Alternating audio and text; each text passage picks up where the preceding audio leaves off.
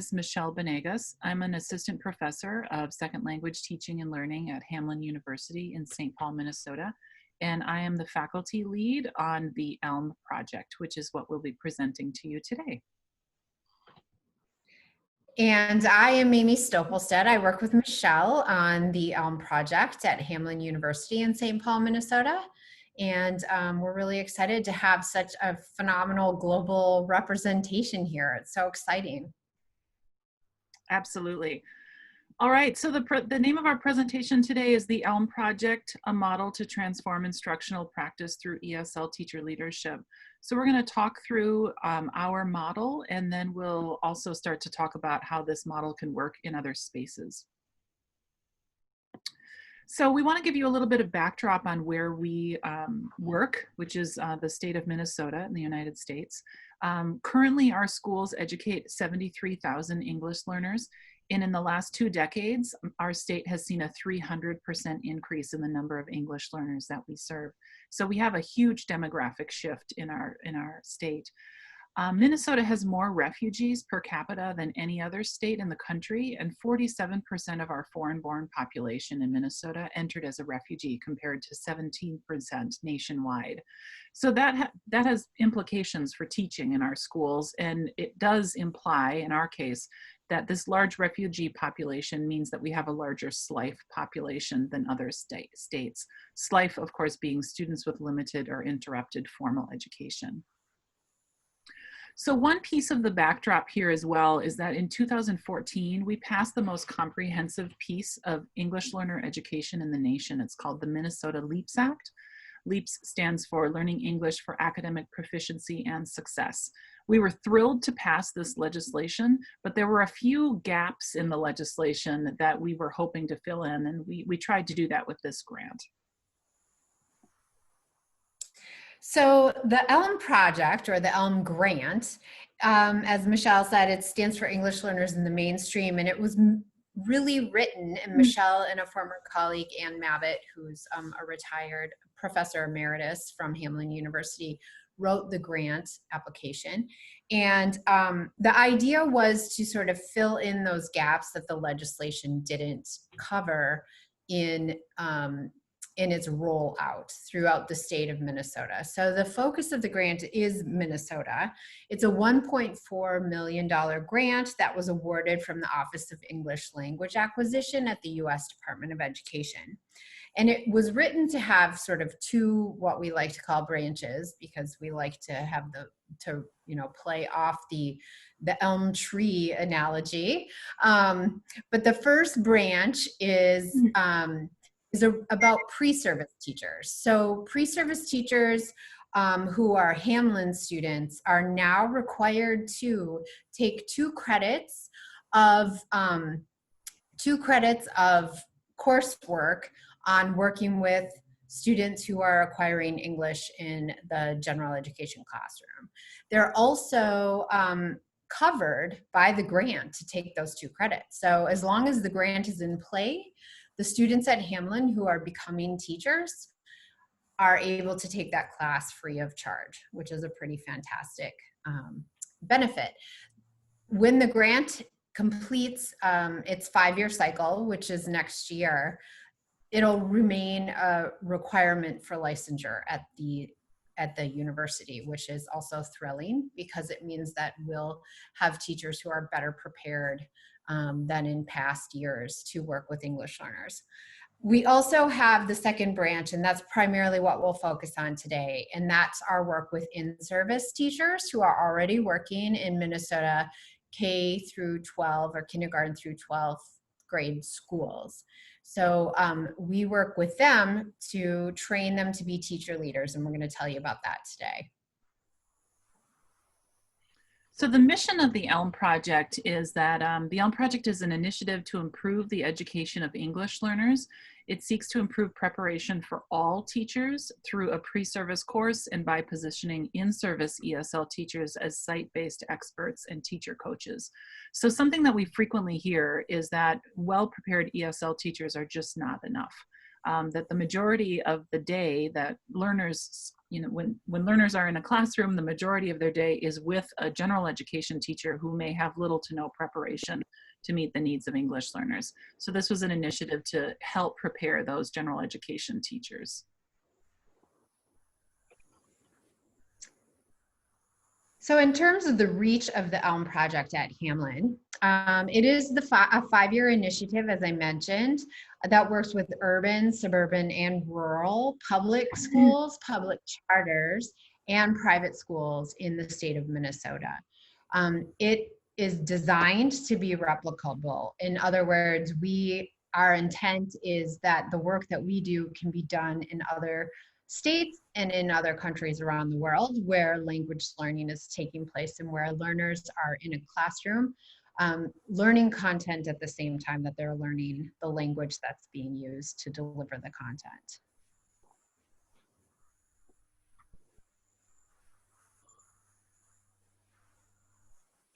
Oh, sorry, that's me. So one of the really compelling pieces that we use to sort of serve as a foundation of the work that we do is to think about the experience of students. And this quote from Maya, who is an 8th grader, about 13 years old in a US school and in a language learner, said that school is where you go to learn a secret language, but they don't tell you that it's there. You have to figure it out on your own. It's like an initiation to a secret club. And the purpose of the ELM project is to really make sure that it's a club that lets everyone in, not one that excludes any of the students that we work with. We want to make sure that all students have access. So the in-service side of teacher education is the teacher leadership model. So that's our branch where we're working with teachers who are already in the classroom. We recruit licensed or certified teachers to come and join our project from partner districts or schools and work across different sectors. And I know that globally this looks different in places, but in Minnesota, we have public districts, which are government funded public schools. We have public charters, which are government actually taxpayer funded kind of hybrid schools. Self-autonomously running schools that are also funded by public money. And then we have private schools. So our grant compels us to work across all of those different ways in which children are educated in Minnesota. We provide a curriculum for coaching mainstream colleagues, so gen ed colleagues, with the teachers that we recruit. So we recruit and this year we have over 200 new English language teachers who are teed up to be the coaches to their general education colleagues. And we ask that they coach up to 10 of their colleagues one-on-one over the time that they're involved with the project. And in addition to that, we ask that they deliver professional development on working with English learners in the general education classroom, 6 hours a year of professional development. And the beauty is we train how to do that, and we also provide the materials for that. For our assessment for the grant itself, we actually have them do a pre-observation of teachers. They coach and provide professional development, and then they do a post-observation at the end of the school year. And although today's purpose is not to discuss this, I'm sure all of you can imagine that COVID-19 has really thrown us for a loop. So we're working through all of those pieces, just like I'm sure all of you are too. We have an institute, and that's what we call the training, and they get a graduate credit for participating in that. All right. Moving along. So we found our work on a model of distributed or shared leadership, and that's leadership where it's jobs are distributed or shared across the staff in such a way that the person who knows the most or is the expert in that particular area is the one in charge of it. So it stands to reason that English language teachers are the experts and the best equipped to be coaches on how to work with language learners in the classroom.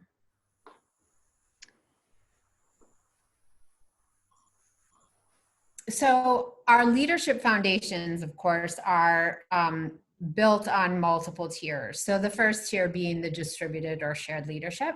The second is teacher leadership. We believe strongly that teachers are leaders too, and well-run schools tap into the leadership skills of the teachers in the building and give them a chance to really participate in the leadership and in the direction of the school and what happens in the day-to-day mechanisms of schooling.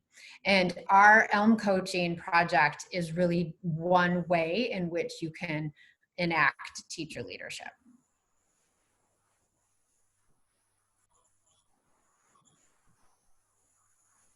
Some useful definitions to know are around dispositions, knowledge, and skills. Something that Amy and I have been really mindful of, both in our preparation of teachers to work with English learners and in our book, our recent book that came out, Teacher Leadership for School-Wide English Learning, is to really consider these 3 areas of teacher development so that the teacher education experience doesn't come out lopsided. The dispositions here, of course, are professional attitudes, values, and beliefs demonstrated through verbal and nonverbal behaviors. Knowledge is mastery of the content area of instruction. And then skills are the ability to apply pedagogical knowledge in the classroom. So that's what the actual teaching looks like. So we make sure when our coaches are working with their colleagues and when they're delivering professional development, that they're thinking about the needs of their staff and that they're responding to all 3 of those areas: dispositions, knowledge, and skills.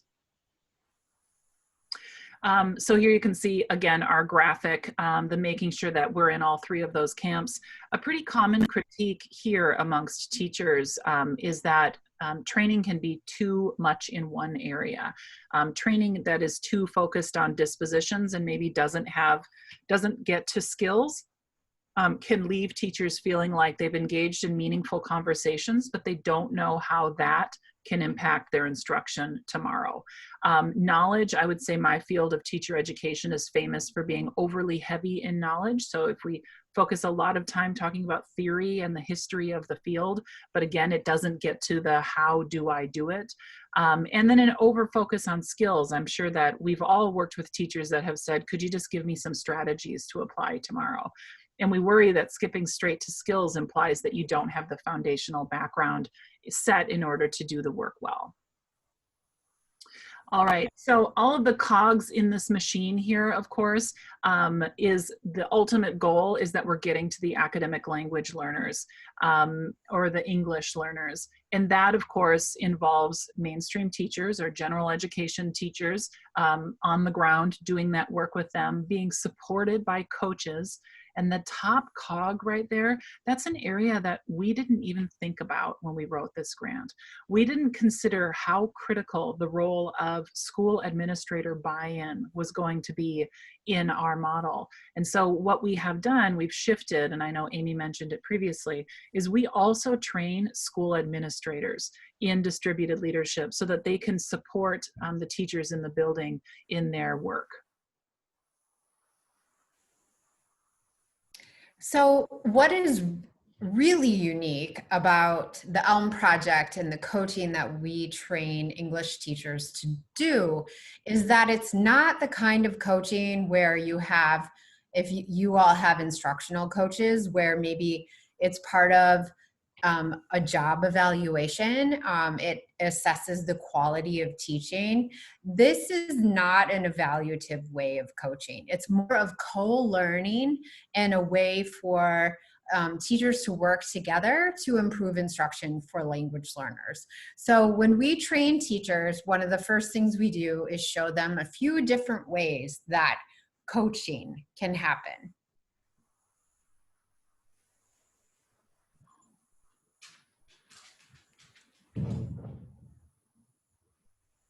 Oh, can you hear me? I can, and it is not work. Oh, I have to be in presenter mode. Let me do that here. Oh, it's working. There we go.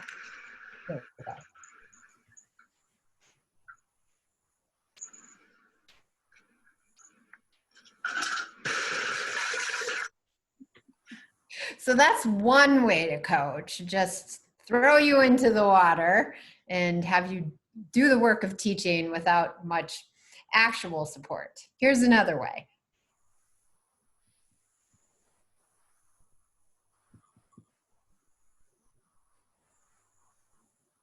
Telly?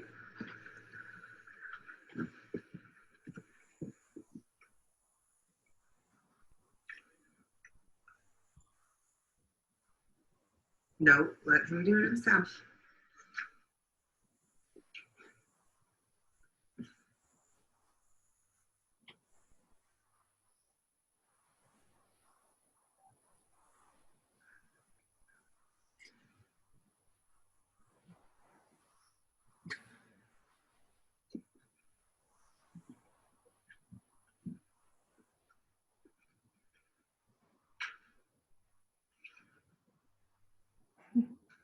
So that's another way. I know some of you may have been terrified that the dog was about to eat the cat. That's not the case. The dog just wouldn't let the cat get to the top of the stairs by itself. Here's the way that we hope coaching gets enacted.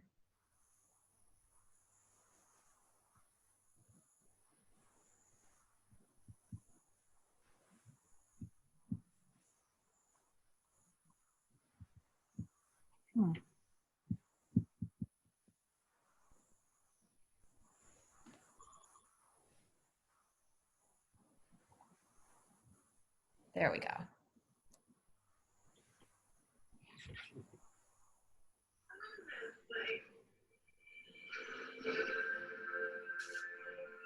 Come here, Daisy.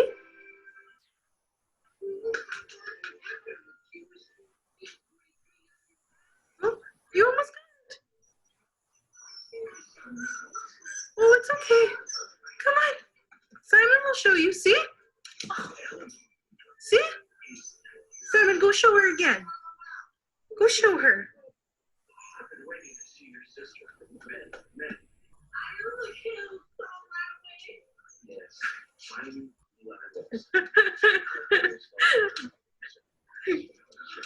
Oh my God, am I crying? That's so funny. Come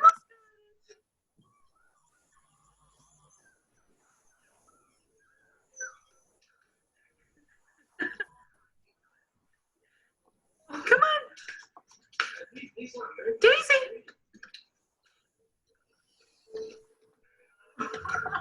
Come on.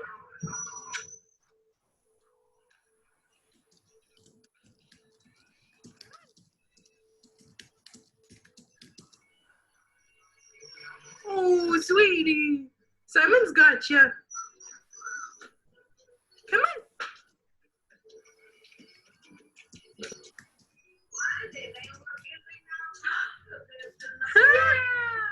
Yay! You're almost down. Come on. Good girl. Yay! Good job.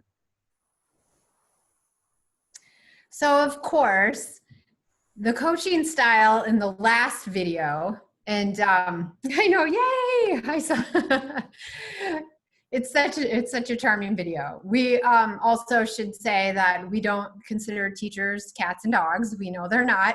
We just think this is a cute and adorable illustration of what it means to guide and to provide inspiration and to show and model all of the things that allow us to learn and to co-learn with the teacher that we work with, so that they can ultimately do the work of supporting language learners on their own. And in many cases, especially here in the United States, and models vary across the world, but in the US, the English language teacher, maybe if they're lucky, has an hour with a student a day. And but in more cases, it's 30 minutes a day, and it's maybe even not even every day of the school week. So if we don't have other teachers learning to come down the stairs, so to speak, then we are not serving our language learners all day in school. And that's the point behind the ELM project. And we want we can use these, this fantastic DAISY modeling, having the modeling of coming down the stairs as a way to express what that looks like. It's co-learning and it's modeling, because we know that's how change happens and how people learn. So we use what's called the ELM coaching cycle to do that, to do this modeling, to give teachers an opportunity to choose their own adventure in learning how to better serve language learners in their classrooms. And so what they do is they start at the top of the cycle, and they work with the gen ed teacher. So the ELM coaches, or the English language teachers we train, work one-on-one with a content area teacher. Maybe it's their a math teacher in their building, or perhaps it's the 4th grade teacher. But the classroom teacher, the one who's being coached, actually sets the instructional goal. They choose what they want to work on. And the reason for that is that there's a lot of research that says that if somebody sets a goal for you, you're not as likely to actually achieve it. It's much better to set goals for yourself in terms of staying motivated to achieve them. So, and a lot of teachers know what they need to. They may have trouble naming it, but they know what they need to work on. So for example, we hear a lot of content area teachers say that their language learners don't talk enough in class. And so when they say that to one of their ELM coaches, the ELM coach can say, okay, let's think about some oral language development strategies that you can implement. So then the ELM coach conducts that observation, which I mentioned is something that we use as data collection for the federal grant. They have a post-observation discussion afterwards to talk about what went well and how that teacher can implement some changes to reach the goal. It's occasionally the case where the teacher doesn't know what he or she wants to work on. So in that case, sometimes the ELM coach will observe and then they'll set a goal. They basically spend anywhere from 2 to 6 months providing professional development and sharing instructional strategies, which is the next piece on the circle. And at the end of the school year or the end of the term, depending, they conduct a post-observation to measure the change from pre to post-observation. They discuss that as well, and they continue to share strategies, and occasionally they'll even go right back into the same goal for another term or another school year, or they may choose to set a new instructional goal in the process of going through this cycle. So it's an opportunity to create a cyclical process around the coaching and the co-learning. And it allows for the teacher who's being coached to really direct the learning. In the center of the circle is professional development, because we mentioned that they have to provide 6 hours of professional development to their colleagues in return for part of that credit that they earn at the university. So let's talk a little bit about the professional development side of this work. And Michelle, feel free to jump in at any time if you'd like. Sure. All right. Should I advance to the next slide? Yes, please. All right.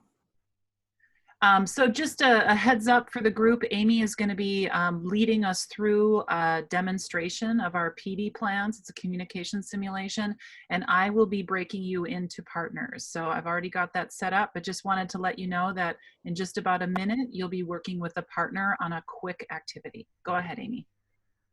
Great. So what we did for the ELM coaches is create what we call PD plans, or professional development plans. And we want to showcase one of them. We have, I don't know, and Michelle, do you know the number? We have a lot of them. And what we do is we train the ELM coaches to facilitate these professional development plans, we want to give you a chance to actually experience what one is like. So we're going to do one that is what we would consider a disposition. It's about empathizing and learning what it's like to be experiencing learning in a language that you're also still acquiring. So we call this the communication simulation. What you're going to do, I'll give you the instructions before Michelle hits the breakout groups. She has you in pairs. Once you get into your room, you'll see a little, if you're not familiar with Zoom, you'll see a little button that'll say join group. So you can do that. Once you and the other person are in the room, choose who's going first very quickly. And the first person who is going to speak, you're the only speaker. And the person who is listening, all you have to do is listen. So whoever goes first is just going to tell about your morning routine on a typical school day. What do you do in the morning to get ready for your day? And we can say a typical non-pandemic school. Non-pandemic, yes. Thank you, Michelle. That's an important qualification. So, yeah, just talk through your morning routine. If you have 3 people in your group, 2 of you can be this partner A, the first person, and then the third can listen, okay? And I'll pull you back in about a minute or 2. I won't give you too much time for this one. So, all right, you should get the breakout room invite right now.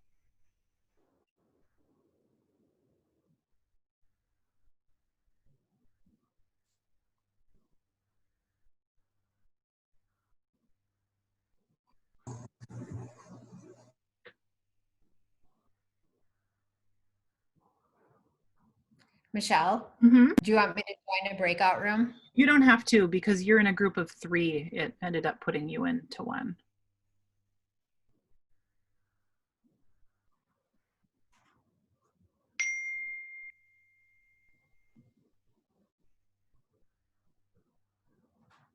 All right, it looks like we have some that still haven't joined their breakout room. You should have gotten an invitation if you can move over to your breakout room.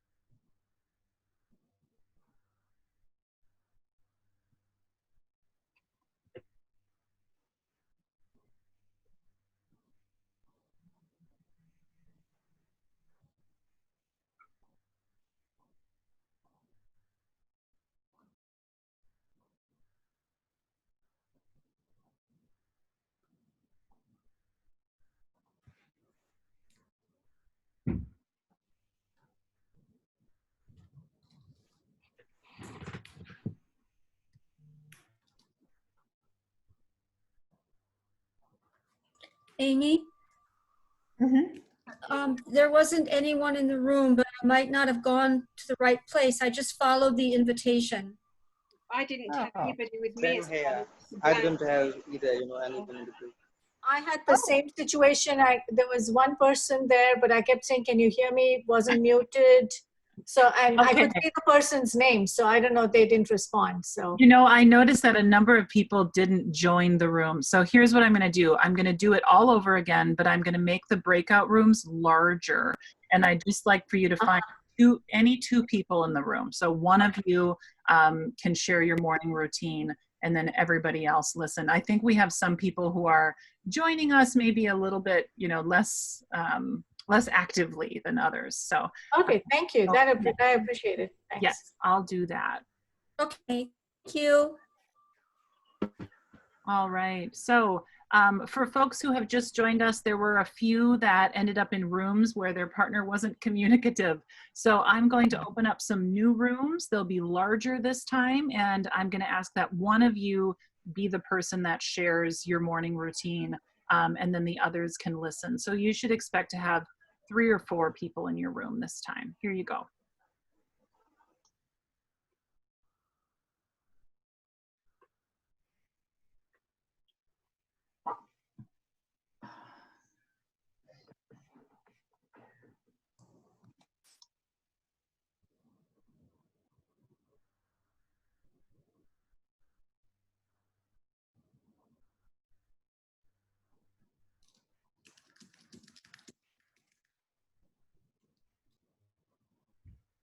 All right, you should have gotten an invite to your breakout room. If you can go ahead and join that room.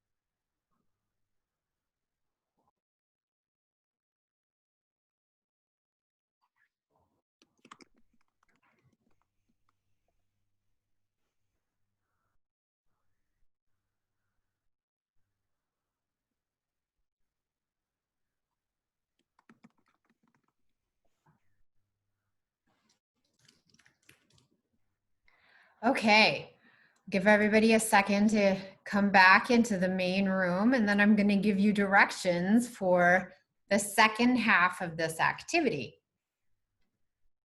So, I don't think we if quite have you, everybody back, Amy. oh, not yet? Okay, No. okay. Let's give it another second, a few seconds to get everybody back. We're all I see. coming in now. Yep. I think it worked with a larger group, I think. That Great. helped.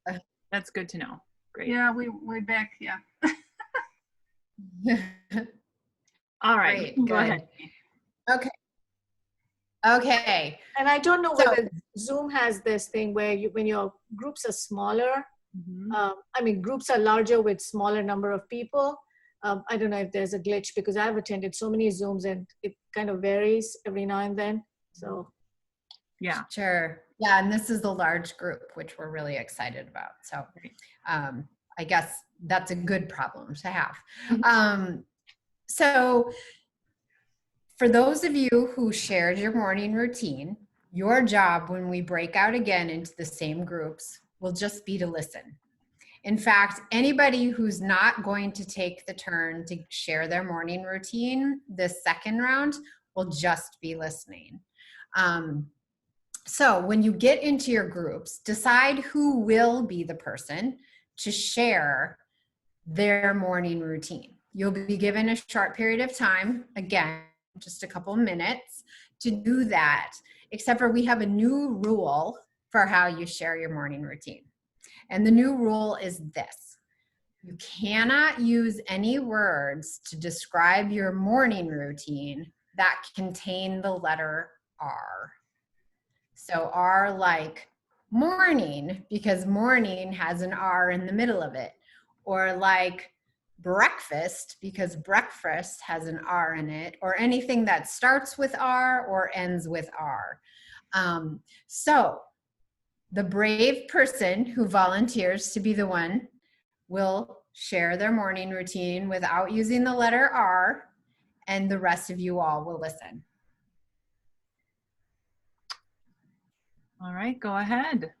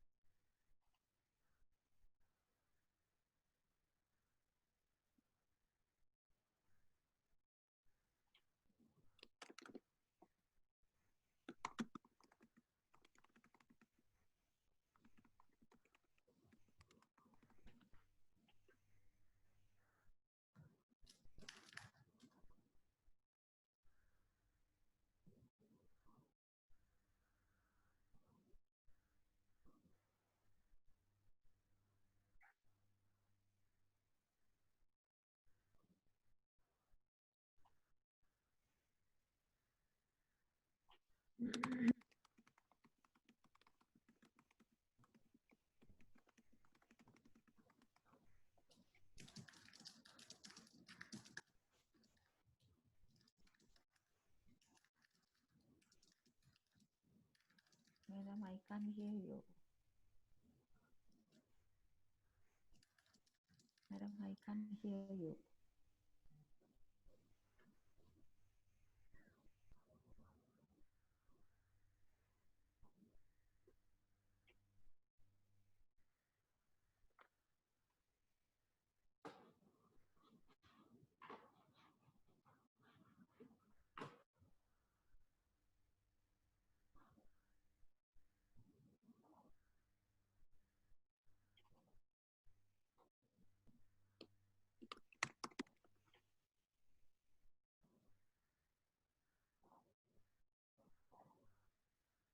All right, it looks like people are starting to come back to the larger group.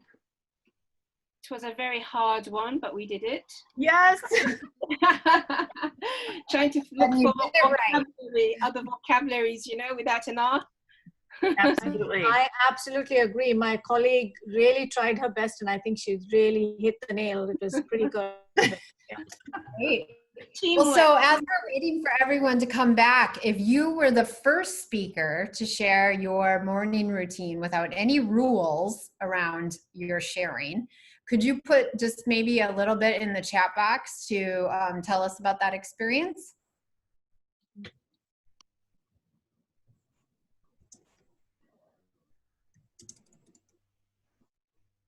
Well, I was going to, speak about my routine, and the way I started was I wake up late these days, and then I have my meals, and then I see, if I have to attend an online meeting, that is fine. Mhm. That's like, Yep. my morning time. Yeah. So I'm seeing words like fluent, natural, typical, simple, easy. You had the vocabulary right there. The sentence flowed. Your communication didn't feel impeded or like you had to struggle for words. I'm seeing lots of easy peasy, lemon squeezy. So, Yeah, so the what go Amanullah ahead, Michelle. said as well, what Amanullah said as well, I hope I'm saying your name correctly, is that he was really able to get into the interesting things that he does, right? He was really able to share exactly what he does on a typical day. Yeah. Yeah. So for those of you who were the brave second speakers who shared your morning routine and weren't able to use the letter R, could you write a couple of words, phrases to tell us about what that experience felt like for you in that box?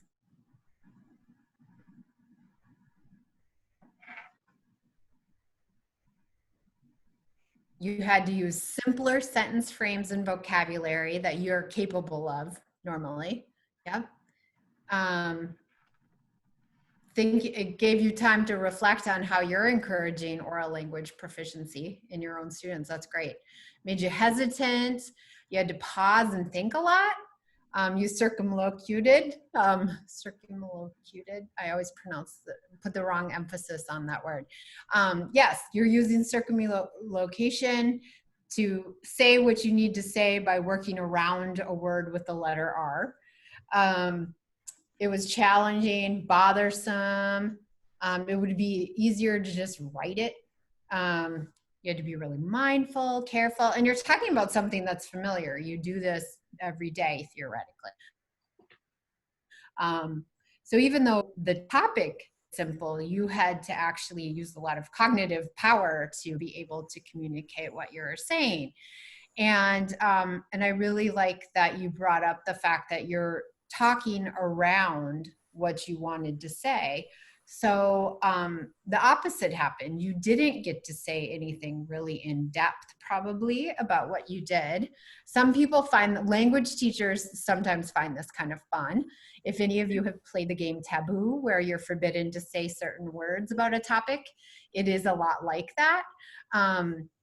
And I think that the last Jean's point that she just put in the chat box is really important. It's exhausting.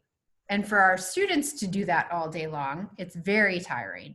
A lot of teachers who do this with us report that it also takes a lot of time to think of what to say. So you're going back and forth and you're thinking about your word choice, and it slows things down. So these are all really important takeaways for teachers who perhaps have not had to think about what it means to learn in a new language or in a language that you're still acquiring. It really is a new way to, or a kind of an interactive and maybe less threatening way to provide teachers with an experience that replicates some of that feeling that students might have. Ritu, I see you raising a hand. Yes, and I was just wanting to say that the game Taboo is pretty much a very good game to play with the English language learners, because that also helps them think about other words and using, once they've acquired, you know, an extensive amount of vocabulary, it just helps them to grow with their vocabulary and not use exactly what, you know, you are asking them to use. So that was a good game though. Thanks. Absolutely. It is a fun game too. Great, thank you. Yeah, so it's one of the many ways that we have put together PD plans to help teachers who, in the United States, many teachers are monolingual English speakers. The bilingualism is not as common, particularly within the teaching sector. And so creating an opportunity to know what it's like to be listening and learning in a language other than one you're already proficient in is something that you have to be kind of creative to recreate that situation. So, so this is one way to do that through a PD plan. So quickly, I'll talk you through our website, and we hope that you all take a chance, a moment at some point to go visit our website. The website itself, the easiest way to get there is tinyurl.com/project. And the other way to get there is to go to Hamline University's website and search for the ELM project, and it'll have a link for you. Either way will get you to the same place. But our homepage shows all of our partners, and we also have up at the top a resource tab, and that's a great place where we are pulling together resources on working with English learners to share out universally. It's globally accessible. And we also have a tab up on top you'll see called ELM Coaches, and that's where you'll find a lot of our training materials if you're interested in exploring those. They're all linked up through Google Docs, Google Slides, and all you have to do is just make yourself a copy and you can use them. They're open source.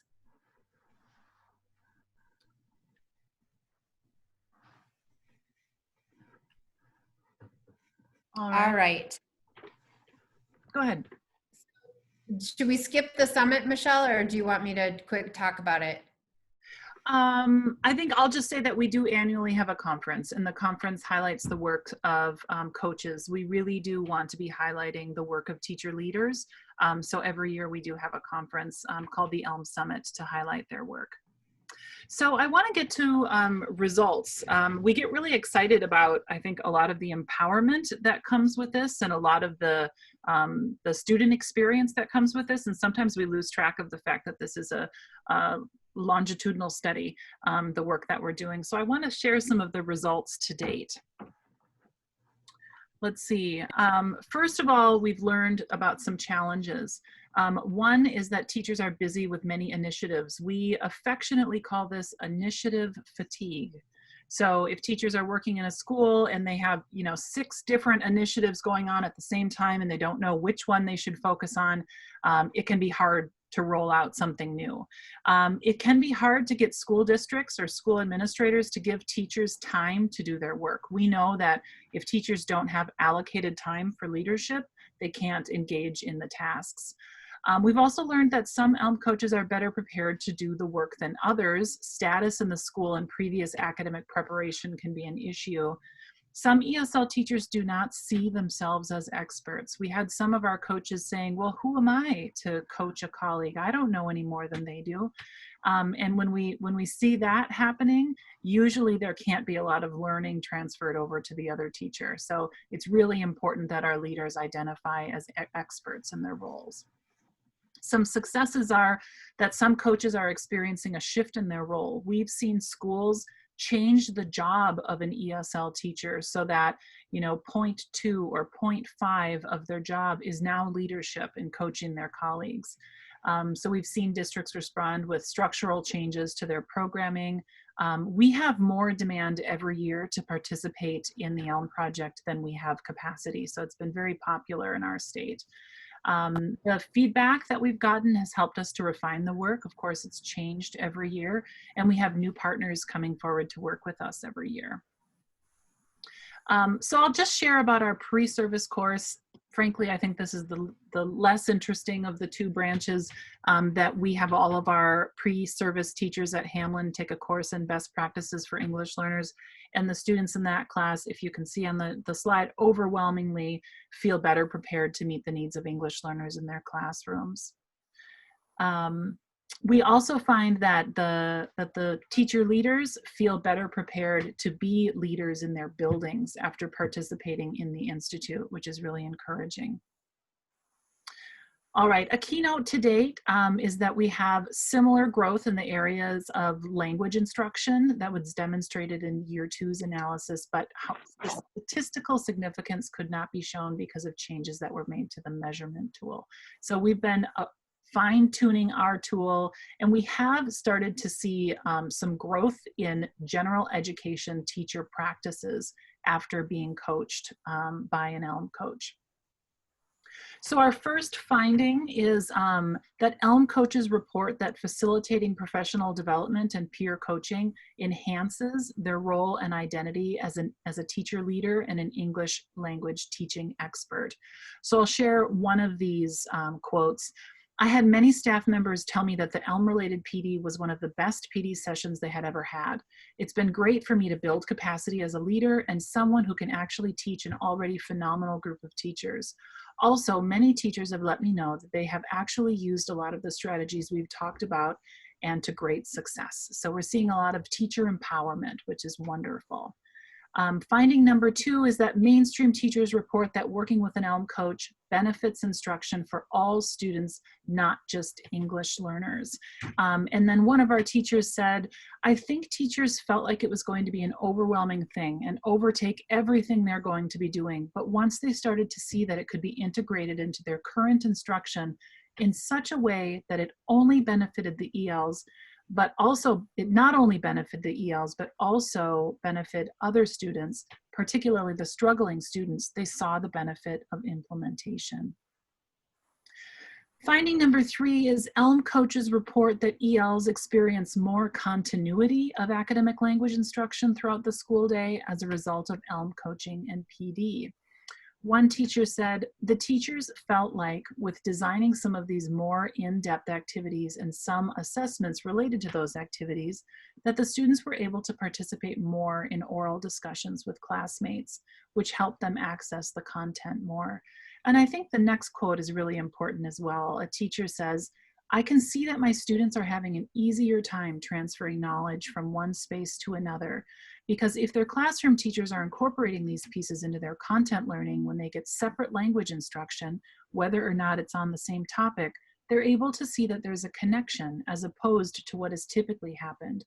They are in silos and they do language development, but it doesn't really relate to what they're doing in their classroom content area or vice versa. All right, so that's it kind of for our big findings. We do want to share with you our new book, which is Teacher Leadership for School-Wide English Learning. We have about 5 minutes. So if you do have questions or comments, we can move to a Q&A, and you can certainly plug things into the chat box or just chime in. Is this webinar going to be posted on the interest group for TESOL? Yes, I have recorded it, so I'll post it. Yep. Thank you. Mm-hmm.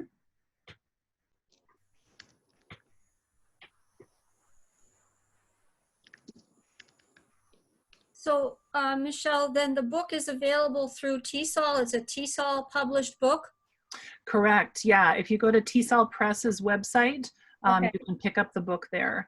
And the idea behind the book is really to take the project that we just described and make it applicable anywhere, or most anywhere. So we give kind of a background on, you know, coaching, how to be a peer coach, what distributed leadership is. And 3 of the chapters are packed with professional development plans. So we demoed one with you, but there are many of them in this book, so that if teachers want to get started giving PD to their colleagues, they already have a bunch of essentially lesson plans ready to do that. And the TESOL website has the resources that are cited in the book are linked, live linked onto the TESOL website for the book. So you would be able to get access through the URL or download any of the resources that are used for those PD plans that are lined up in the book. Chapters 4 through 6 are entirely PD plans. So I got a question from Angie. Do you ever do virtual PD sessions? Angie, can you clarify? Do you mean, do we have teachers do virtual PD sessions, or do we do virtual PD sessions?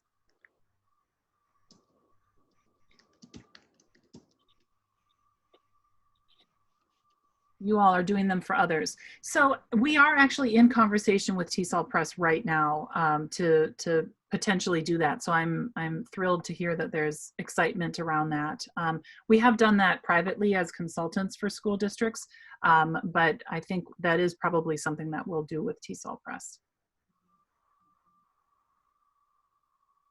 Oh, and somebody again asked for the title of the book. I'm going to throw it right back up on the screen so you can take a look at it there. Thank you. Yep, you're welcome.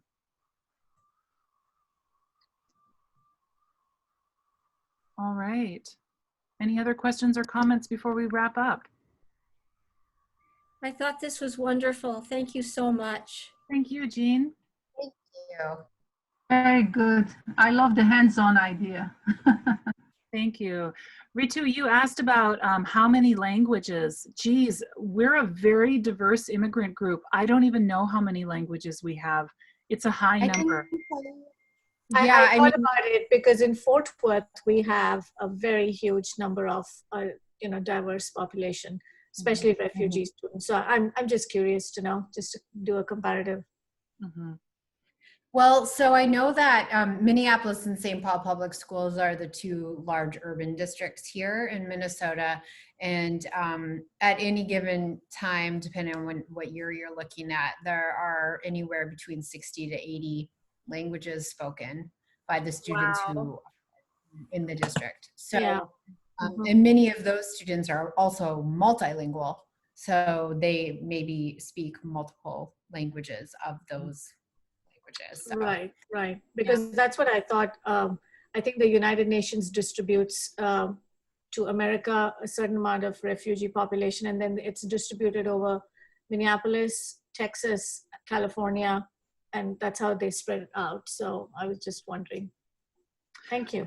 All right, I see we've got one more question. I'll take that one and then we'll close up. Renee Zhang, hello Renee, by the way, asks, what is our definition of an EL teacher? And I'll share that we work with a variety of people who have expertise in English language. So I know that from one context to the next, that can look very different, but what's important is that person feels prepared to guide their colleagues, has expertise in English language, and has buy-in from the administrator. Those are really the pieces that are critical there. So I think we will close up and just say thank you all. It was so fun to see you and participate with people from around the world. And please reach out to either one of us if you have any questions. Thank Yeah, you, we'd love to Lexi. hear Thank from you you. very much. Thank you. Thank you all so much.